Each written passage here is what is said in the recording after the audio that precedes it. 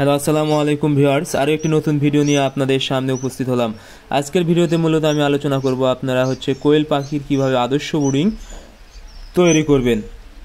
আপনারা যদি কোয়েল পাখি বা যে কোনো বাচ্চার যদি ব্রুডিং তৈরি না করতে পারেন, সেক্ষেত্রে কিন্তু বাচ্চা অনেক নষ্ট হয়ে যাওয়ার সম্ভাবনা থাকে এবং ব্রুডার নিউমোনিয়া একটা রোগ আছে, এটা কিন্তু হওয়ার সম্ভাবনা থাকে। এতে কিন্তু বাচ্চা অনেক মারা যায়। এজন্য আপনাদেরকে অবশ্যই বাচ্চা সুস্থ রাখতে ব্রুডিংটা যেন ভালোভাবে হয় সে বিষয়টা লক্ষ্য রাখতে হবে। আর এজন্য আপনাদেরকে অবশ্যই কিছু বিষয় বা কিছু দিক নির্দেশনা মেনে চলতে হবে।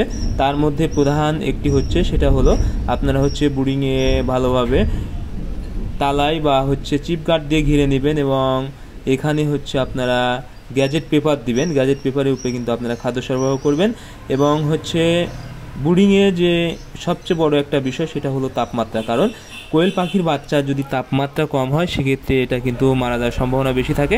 এই জন্য আপনারা অবশ্যই সঠিক পরিমাণ তাপমাত্রা সরবরাহ করবেন।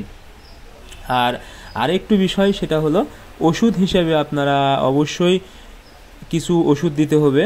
সর্বপ্রথম আপনারা ইমিউনিটি বুস্টার দিবেন, লাইসোবিট বা এআইবি, এই জাতীয় ওষুধ আপনাদেরকে অবশ্যই দিতে হবে। এটা বাচ্চাকে কিন্তু বাচ্চার রোগ প্রতিরোধ ক্ষমতা বাড়িয়ে দিবে এবং বাচ্চাকে একটু চাঙ্গা করে তুলবে।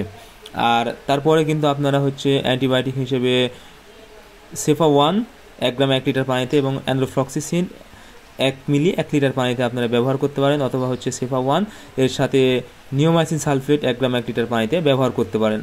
সেটা আপনারা যে কোনো দুইটি ব্যবহার করতে পারেন। যদি বেশি বাচ্চা হয় সেক্ষেত্রে আপনারা ফ্লোরফেনিকলও ব্যবহার করতে পারেন। ফ্লোরফেনিকল 1 মিলি 2 লিটার পানিতে আপনারা ব্যবহার করতে পারেন, সাথে নিওমাইসিন সালফেট 1 গ্রাম 1 লিটার পানিতে ব্যবহার করতে পারেন।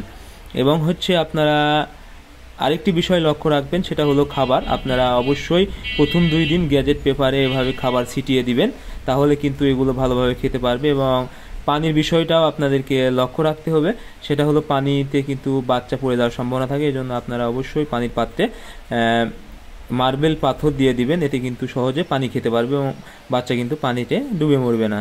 সো আপনারা যদি এভাবে ব্রুডিং করেন তাহলে কিন্তু কোয়েল পাখির বাচ্চা অনেক সুস্থ থাকবে এবং পরবর্তীতে আপনারা এর ভালো গ্রোথ পাবেন এবং ডিমের প্রোডাকশন ভালো পাবেন। সো আজকের ভিডিও এই পর্যন্তই। আল্লাহ হাফেজ, সবাইকে ধন্যবাদ।